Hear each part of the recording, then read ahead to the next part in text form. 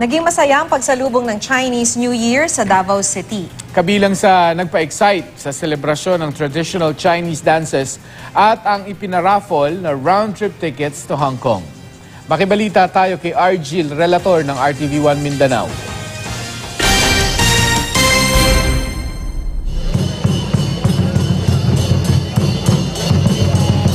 Kahit umaambon, hindi nagpapigil ang Filipino-Chinese community at mga Davaoenyo na makisaya sa pagsalubong ng Chinese New Year. Sa programang inihanda ng Davao City Chinatown Development Council at City Tourism Office, nag-perform ang Chinese schools ng traditional dances sa China. May paraffle din ng trip ticket mula Davao papunta sa Hong Kong at pabalik. Nagpapasalamat ang Filipino-Chinese community sa suporta ng City Government of Davao sa kanila. Business, health, amo na ang sa Year of the Earth Pig.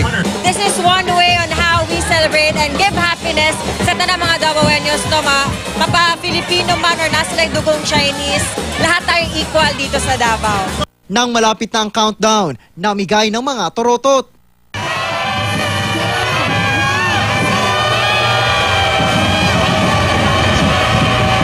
Nagpaagaw rin ng mga candy at tikoy, namigay naman ng mga ampaw.